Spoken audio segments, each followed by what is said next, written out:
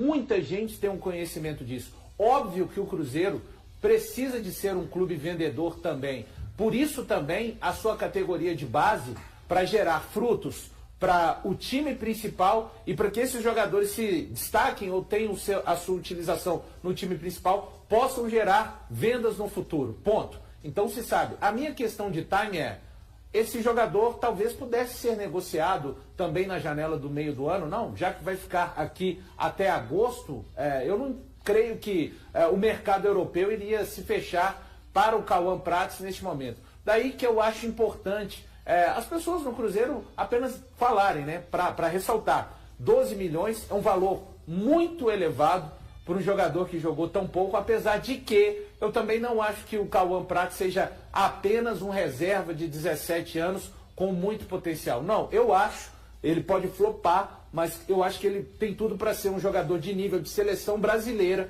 Eu acho que ele não vai durar muito tempo, inclusive no próprio Borussia, a expectativa que eu tenho, que pessoas dentro do Cruzeiro têm. Então, só o que eu gostaria de entender, talvez através do Bruno Spindel, falar ao torcedor, não, o Cruzeiro entendeu que este era o momento. Eu acho que já é uma explicação.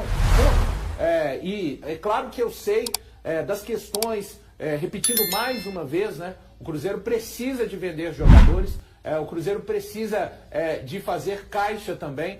Não é apenas o dinheiro da família Lourenço, mas a questão minha com relação ao Cauã Prats é momento. Se essa venda acontecesse, por exemplo, na janela de meio do ano, eu entenderia mais. Eu fico por entender dessa negociação acontecendo neste momento. Apenas isso. Ô Valu, eu concordo com você e também agregando uma coisa, porque normalmente essa janela de agora, ela é feita em valores de emergência, não é uma janela que os clubes europeus estudam tanto, porque não está pensando tanto no planejamento da temporada. Em que pese, o Valu trouxe essa informação muito bem, que o Cauã Prats só vai em agosto, porque ele não vai ter 18 anos ainda, só sai para a Europa com 18 anos. Poderia vender o jogador melhor depois de jogar 1, 2, 3 partidas em uma Libertadores, por exemplo, num caso de suspensão do Kaique, num caso de situação de grupo, ele poderia ter mais rodagem? Poderia.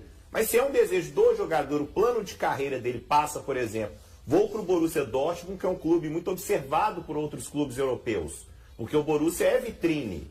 É um clube que, por exemplo, o Bayern de Munique pega muitos jogadores no Borussia Dortmund, meio que o Flamengo tentou fazer naquele caso. O Valor fala que tem um portal. Deve ter um túnel, assim, sabe? Portal. O portal do Iduna Park para Munique. Assim. Entra em Dortmund e sai em Munique. E sai em Munique. Pode ser uma coisa dessa. Ele pode ter esse plano de carreira. Mas se ele fizesse jogos na Libertadores, por exemplo, ele poderia ter mais pontos naquela regra de transferências da Premier League. Pedro, eu compreendo. Mas eu concordo plenamente com o Paulo. Eu compreendo as colocações. Mas é natural isso acontecer. Sim.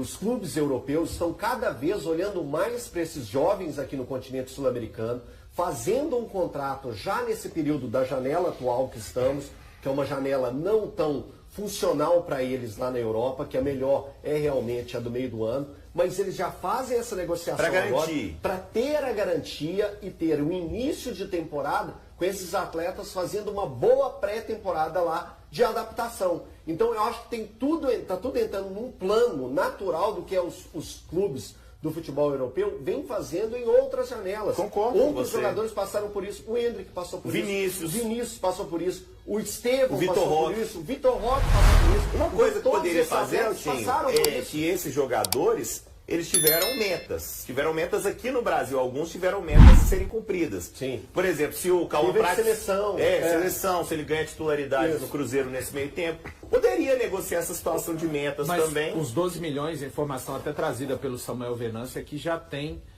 valores extensos assim negociados. Sim. Uma outra informação que o Samuel Venâncio também trouxe é, exemplo, o Borussia vende daqui a pouco o Cauã Prats por 25 milhões de euros, tá, para o Bayern de Munique. O Cruzeiro tem um percentual.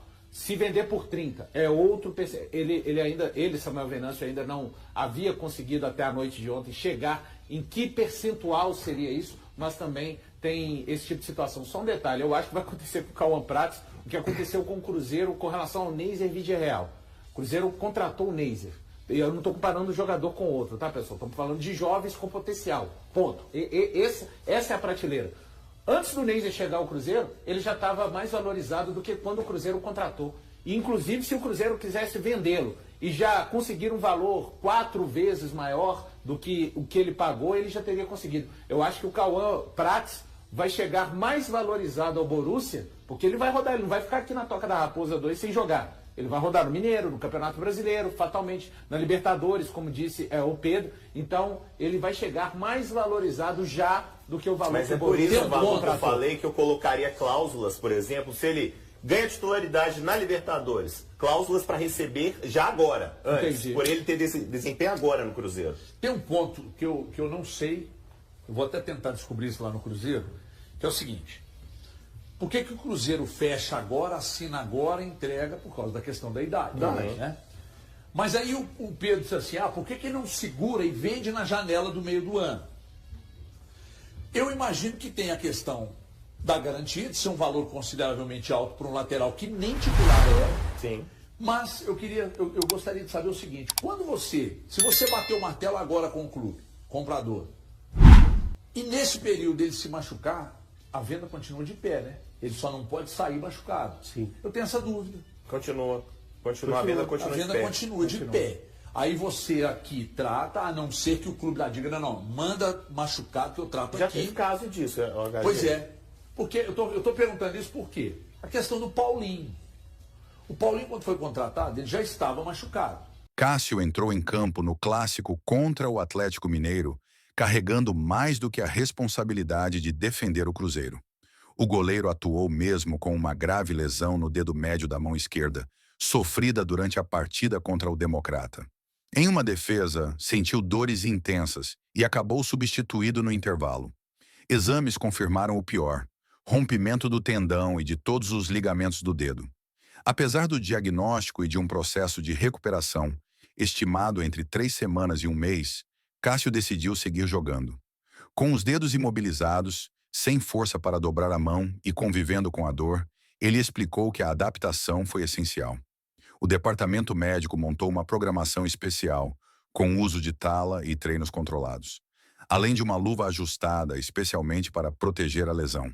No domingo, chegou ao estádio com os dedos protegidos e, mesmo demonstrando algum incômodo no aquecimento, foi para o jogo. Em campo, mostrou entrega e personalidade, realizando pelo menos 2 grandes defesas, mesmo na derrota por 2-1. Para Cássio, a lesão não serve como desculpa, mas como parte do sacrifício de quem quer ajudar. Agora ele segue com a delegação ao Rio de Janeiro e deve estar em campo contra o Botafogo pelo Brasileirão.